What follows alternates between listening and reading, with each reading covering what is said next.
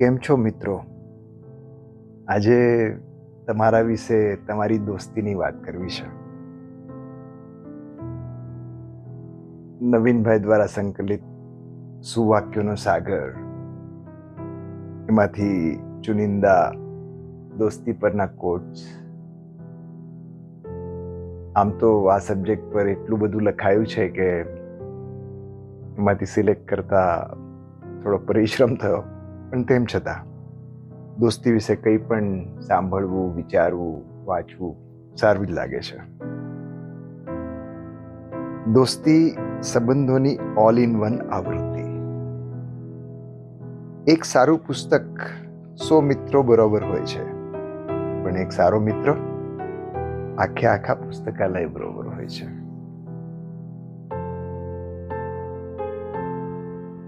અનેક સંબંધોથી ગૂંથાયેલી આ જિંદગીમાં દોસ્તી એક એવો સંબંધ છે જેમાં આ બધા જ સંબંધોનો અર્ક છુપાયેલો છે.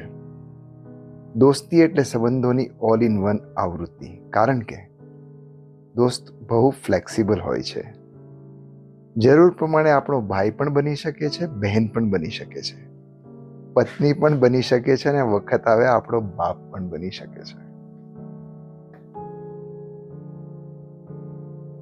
કોઈ પણ પૂર્વ શરત વિના સાથ નિભાવવાનું વચન એટલે જ દોસ્તી. પ્રકાશમાં એકલા ચાલવા કરતા દોસ્ત સાથે અંધારામાં ચાલવું વધુ બહેતર છે. જે મિત્ર તમને સમજે છે એ તમારું સર્જન કરે છે. એક સરસ વાર્તા યાદ આવી. આજના ફેસબુકના જમાનામાં 500,000 કેટલાય મિત્રો આપણે બનાવીએ છીએ.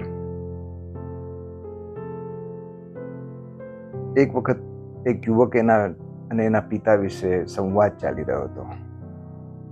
પિતાને પસંદ નહોતું કે એના પુત્રના ઘણા બધા દોસ્તો એમને પરખ્યા હતા, અને એમને લાગ્યું હતું કે મારા દીકરા પાસે કોઈ એક સાચો મિત્ર કહેવાય એવો કોઈ નથી.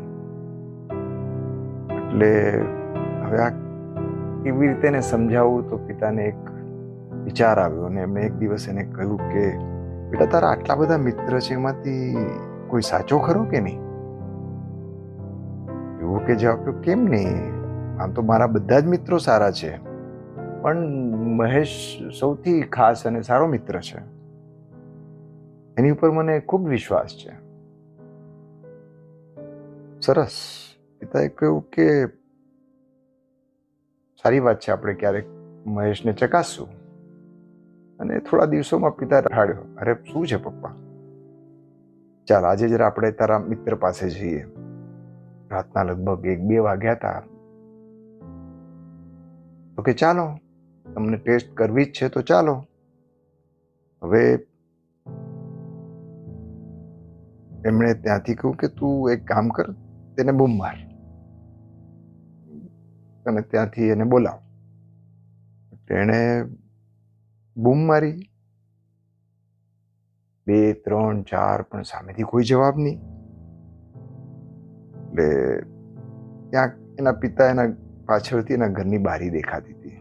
તે બારીમાં એને લઈ ગયા અને કે જરા જો અંદર શું ચાલી રહ્યું છે. એ વખતે મહેશ એની પત્નીને ધીમા અવાજે કહી રહ્યો હતો, સહેજે અવાજ ના કરતી. બહાર પેલો ક્યારનો બરડાવ મારે છે અને રાતનો સમય થઈ ગયો છે. મારો અનુભવ કહે છે કે રાત્રે કોઈના ઘરે ત્યારે જ જાય જ્યારે મુશ્કેલીમાં હોય, અથવા તો એને રૂપિયાની જરૂર હોય. નાકને આપણે પરેશાન થઈ જશું, તો ચૂપચાપ અત્યારે સૂઈ જા. પછી યુવકના પિતાએ કહ્યું કે જોઈ લીધું, ચાલ હવે આ જ સમયે આપણે મારા બીજા મિત્ર પાસે જઈએ.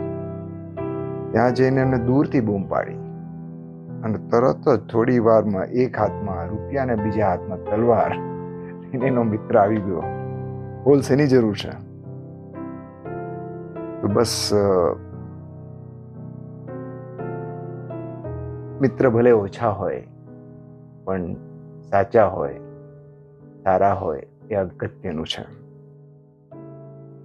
મિત્રતા એ આત્માના લગ્ન છે. જે ખામી વગરનો મિત્ર શોધે છે એ મિત્ર વિહોણો રહી જાય છે.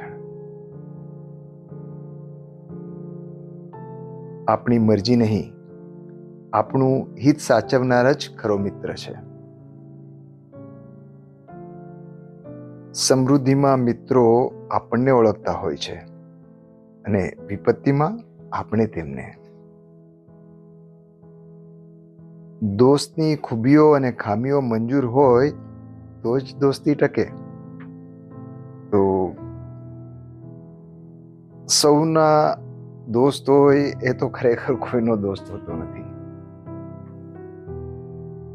તમારી પાસે એક પણ સાચો મિત્ર હોય તો માનજો કે ઈશ્વરે તમને તમારા હિસ્સા કરતા વધારે આપ્યું છે. બસ આવા સાચા મિત્રો આપણે કોઈકના બનીએ અને કોઈક સાચા મિત્રને હંમેશા સાચવી લઈએ. હેપી ફ્રેન્ડશિપ તમને બધાને. અમે પણ તમારા સાચા મિત્ર બનવાની કોશિશ કરશું. નાસિકથી અમિતના જય જિનેન્દ્ર.